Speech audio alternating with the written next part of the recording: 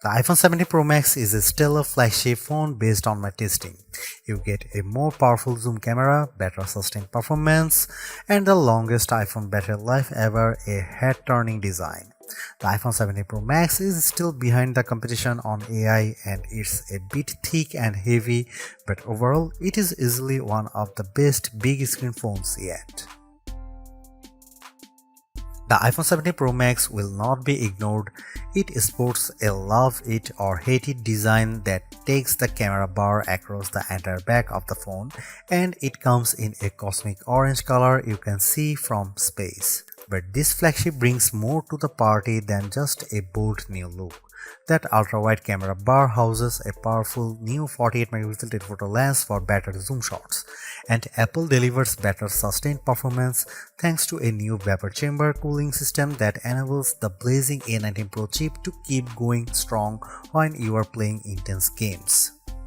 And in a bigger battery, a less reflective display, and a tougher design on the front and the back, plus a nifty new selfie experience, and you have one of the best phones money can buy. But I have some pretty big complaints too.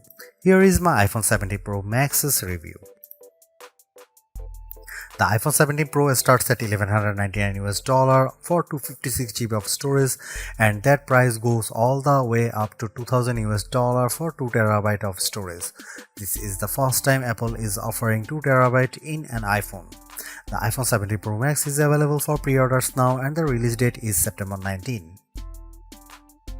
Apple took a risk with the iPhone 17 Pro Max redesign, and I actually think it pays off.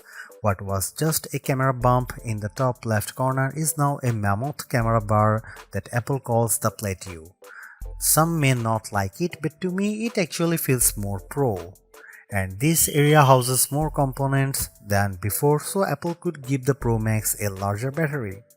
Apple also ditched the titanium band for an aluminum unibody design because aluminum is lighter and 20x more thermally conductive, and that means the iPhone 17 Pro Max should feel cooler in your hand. The rounded edges of the phone have a soft touch feel to them, making the phone less slippery to hold than the iPhone 16 Pro Max. The iPhone 17 Pro Max is made tougher too.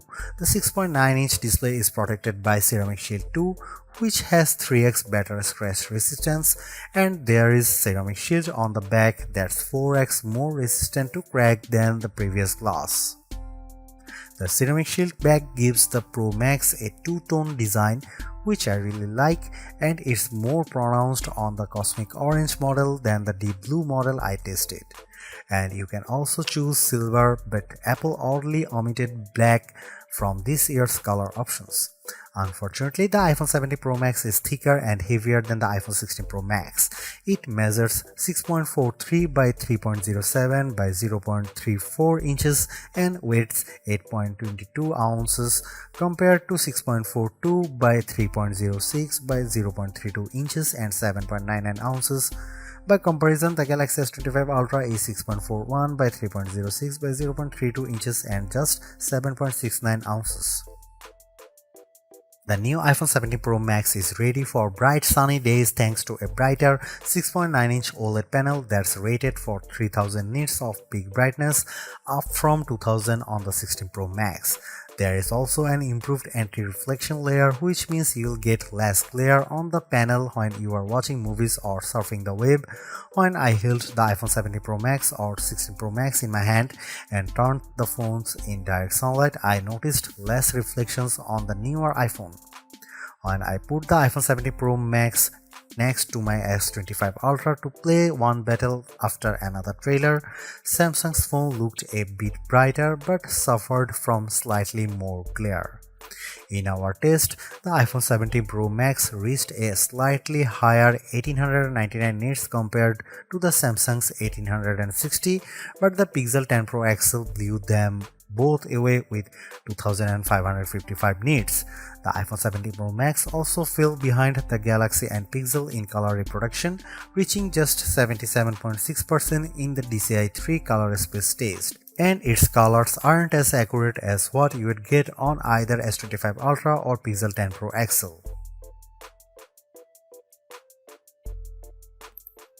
The iPhone 17 Pro Max is now a triple threat with three 48 megapixel cameras including a telephoto zoom with a sensor that's 56% larger that can deliver up to 8x optical quality zoom, and you get an 18 megapixel center stage front camera that can do a very neat trick.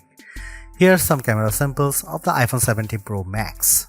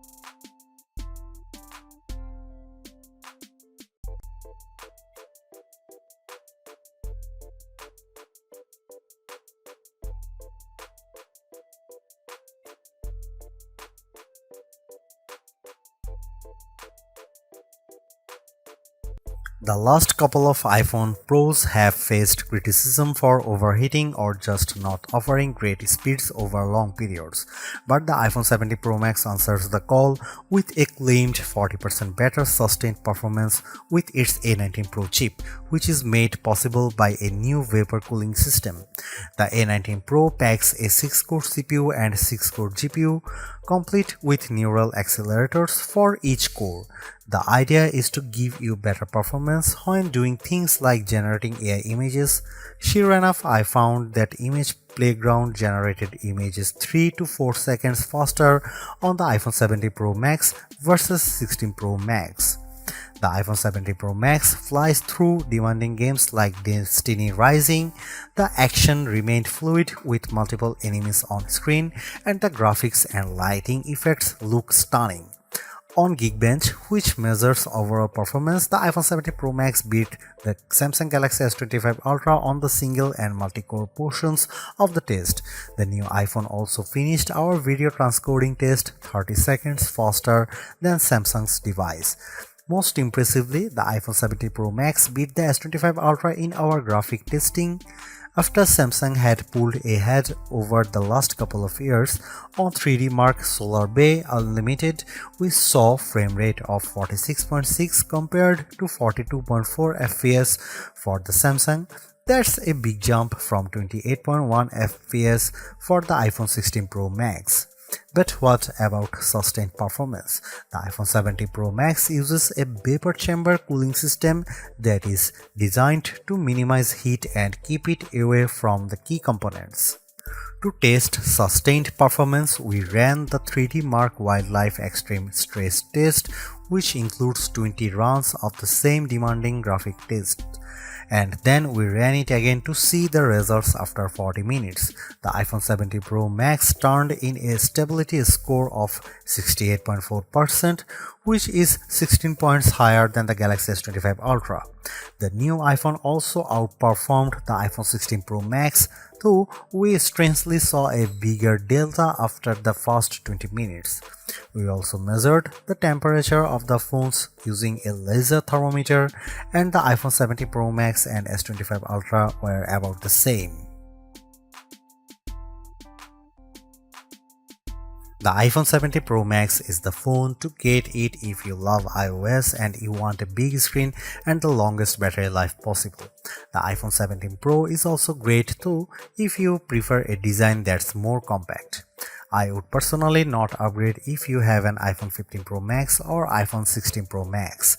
The enhancements aren't compelling enough, but if you are coming from an older iPhone 14 Pro Max, I could definitely recommend stepping up to the new iPhone. You will enjoy a larger and brighter 6.9-inch display on Apple's newer phone, considerably faster performance, a tougher design, longer battery life, a better and smarter center stage front camera, and other perks like audio mix for your videos. And even though there is no true killer Apple Intelligence feature yet, the iPhone 17 Pro Max is in line to get the new and improved Siri when it's finally ready. Is the iPhone 17 Pro Max the best phone overall? I would argue that the Galaxy S25 Ultra is better in some ways, including its AI features and zoom cameras, but if you are in the Apple ecosystem, the iPhone 17 Pro Max will make you happy, extra large camera bar and all.